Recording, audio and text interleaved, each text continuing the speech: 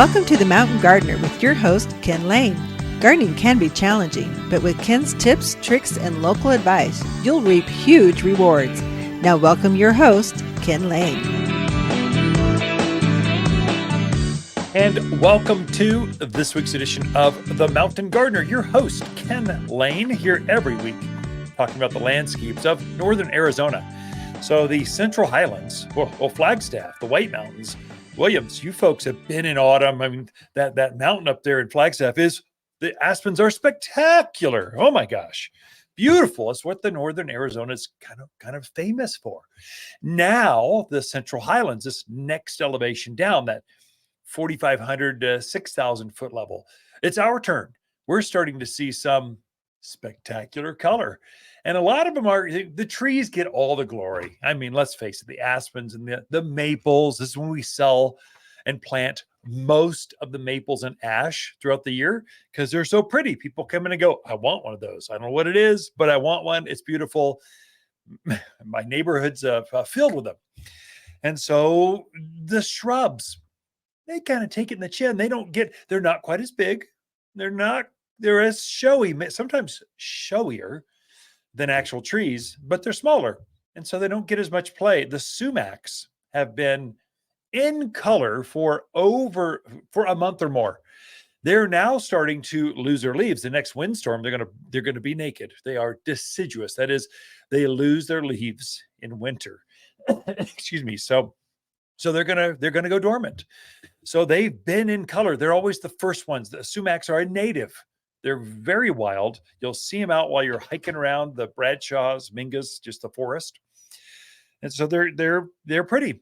Another one that is similar, it's just starting to go into color, barberry. It's such a hardy little plant, full sun, just surround it with rock, kick dirt at it, just curse at it. And it's just happy growing out there. Now, barberries, they do have a slight thorn to them. Maybe it's quarter inch, no less than that. They're pretty without their foliage because they've got such an interesting structure. But their growing color is typically going to be purple, chartreuse, sometimes green, but really oranges, bright yellows. They're beautiful with their foliage. And then they transition and they'll turn this orangey color. They're quite striking throughout the year. It's from a designer with plants. They are a go-to.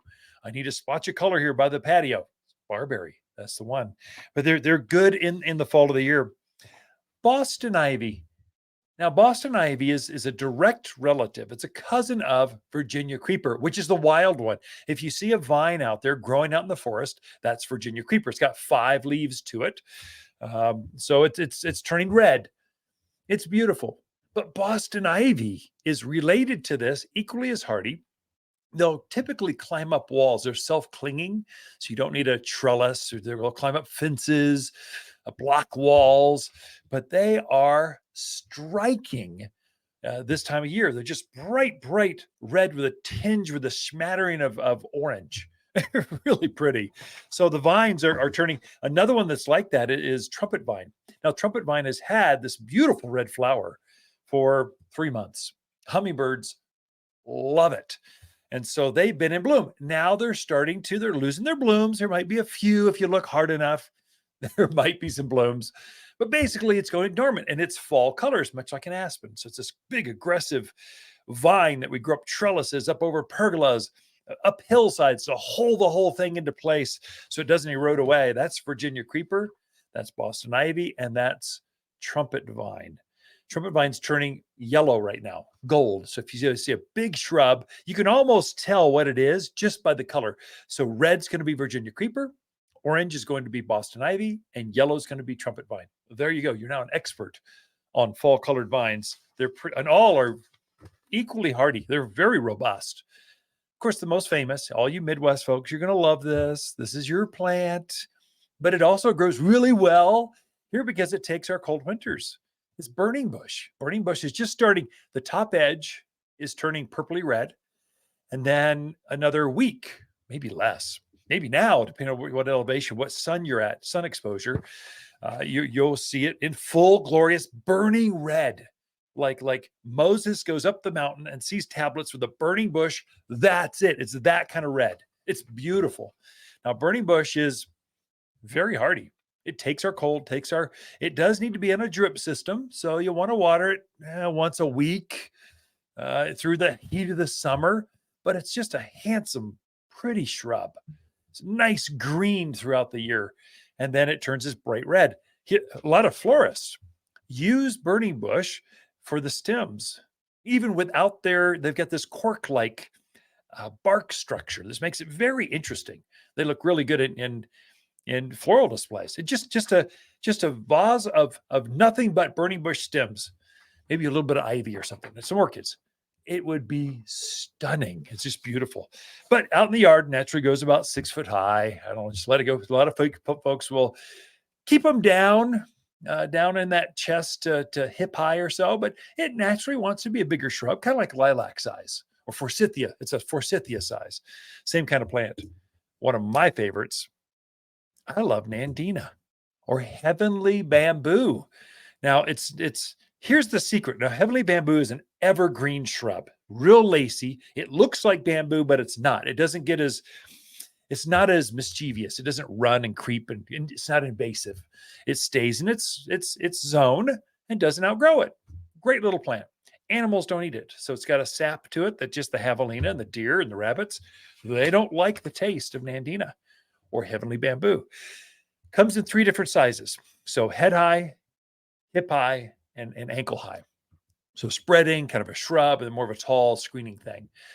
Your grandparents grew domestica, which is the big one. But it gets too big for a lot of places. So we've bred some smaller ones, some dwarves. But depending on how much sun that particular plant gets, the more sun it receives, the brighter it is in winter. And so it can turn this fierce red. I mean, just bright. Actually, there's a couple colors.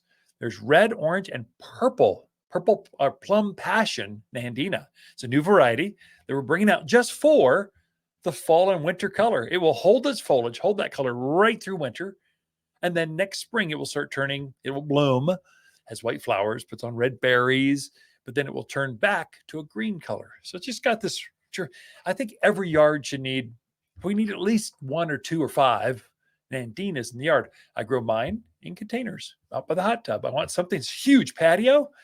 I need something with flowers just aren't big enough. So I put in which one is that? Gulfstream Nandina. It's a hip high one. And I just put that in a big old pot. It's been there for years. It winters over for me just fine. And it's striking. It's a good autumn plant. This is a time when you really want to plant those things. So this is your time when you introduce fall color. There's more selection now at the garden centers, and there's more sizes, and you can actually see what they're starting to look like as they go into their fall color. Spirea. Oh, it's an old-fashioned plant. I'm trying to reintroduce this plant. Spireas are very robust. They love our high-altitude gardens. They're smaller, so maybe knee-high or lower. They get bright pink to white flowers in spring, but their fall color is gold with a tinge of orange. I like Spirea because there are so many animals, antelope, elk, and deer, and things don't eat Spirea. Rabbits, if you're out there in those plains where rabbits are, they don't eat Spirea. So you need a cute little plant has great fall color, but great spring flowers and just handsome, easy, balanced, mounding kind of plant. Spirea. It's famous now for the fall color, but it's famous in the spring for spring flowers. It's famous in the summer for its cuteness. It's a good plant for your. Anyway, silverberry is one of mine. Silverberry I have a lot of silverberry because it's a native. It's low water. Get it up to size, cut it off of all care. It takes care of itself. Silverberry or Ellie Agnes. If you think the name Ellie and then Agnes, Ellie Agnes is the name. That's the native one. Now out in the wild, it's blue with a green top growth with a blue underside. It's kind of can get a little wild looking, but we've bred one that's called, what's the name of that thing? I forget. It's a gold one. So, why did my brain just have a hiccup? Anyway, there's a gold variety of evergreen. Looks really good with chocolate colored rock up against fences. It grows up well above head height, head width. I think it's a much hardier plant than red tip photinia, some of the others, and great fall color. It's great color no matter what, because it's evergreen. And it keeps going. So I could keep going. That was this weekend's article. Take a look at those or go to wattersgardencenter.com. Download the list for yourself. Be right back after this. Feed your plants now for bigger, brighter, better fruit in spring. Waters 644 fruit tree food is safely organic with added calcium for sweeter fruit quality. Far safer for your pets and birds than those chemical fertilizers the box store sells. And it's kinder on the environment, too. Simply sprinkle on the soil and water it in. Bigger, brighter, and better fruits in spring. Get yours today at Watters Garden Center in Prescott. Natural, safe, organic. You've been listening to The Mountain Gardener with Ken Lane, owner of Watters Garden Center in Prescott. Join him every week for timely garden advice right for the gardens.